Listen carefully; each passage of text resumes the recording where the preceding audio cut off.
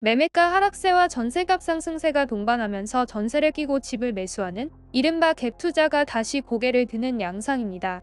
특히 이달 말 수도권 광역급행철도 개통을 앞둔 동탄 일대에서 갭 투자 거래가 두드러지고 있습니다.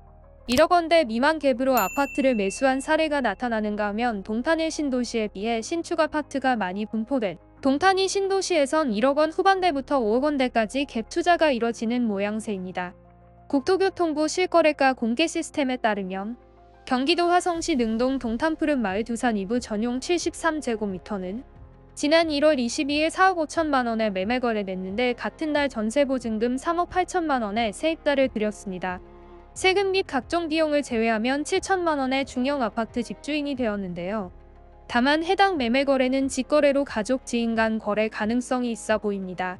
인근에 위치한 동탄 숙속마을 모함이래도 1단지의 경우 지난해 12월 20일 전용 84제곱미터가 4억 8천5백만 원에 매매됐는데 같은 달 29일 단기 임대로 보증금 4억 3천6백만 원에 세입자를 들였습니다. 또한 반송동 동탄 시범 다음마을 메타역 롯데캐슬은 지난달 초 1억 원의 갭 투자 거래가 이뤄졌습니다. 이같이 1억 원 이하 갭 투자 사례는 동탄의 신도시 일대 아파트 위주로 나타났고 동탄이 신도시 위치한 아파트의 경우 갭이 최소 1억 원 후반대 이상인 것으로 나타났습니다.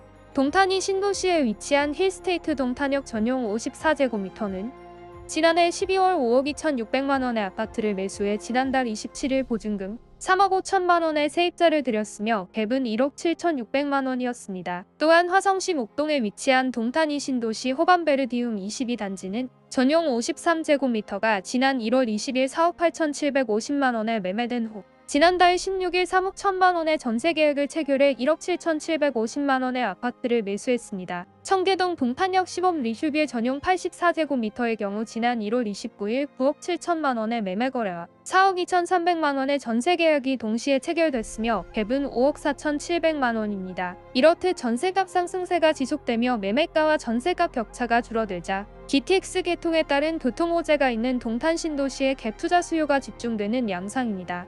한국부동산원 주간 아파트 가격 동향 조사 결과에 따르면 동탄 신도시가 속한 경기도 화성시는 이번 주 아파트 값이 0.02% 하락해 지난해 12월 첫째 주부터 하락세가 지속되고 있는 반면 아파트 전세값은 0.07% 상승한 것으로 나타났으며 전세값은 지난해 5월 둘째 주부터 상승하기 시작해 지난달 첫째 주를 제외한 모든 기간 상승세를 보였습니다.